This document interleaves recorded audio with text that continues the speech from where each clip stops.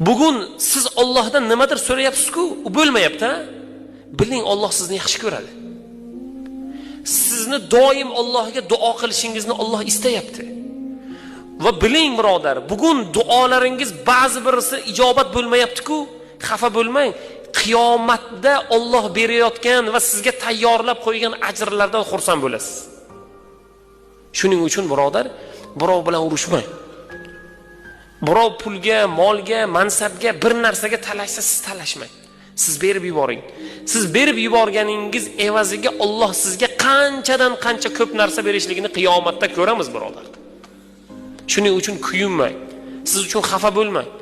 Ba'zi bir narsadan bugun qiyinchiligingiz yoki pulingizda, yoki badaningizda, yoki qalbingizda, yoki bir ishingizda bir muammo va u muammo bugun hal bo'lmayotgan bo'lsa, siz xafa bo'lmang. Xursand bo'ling.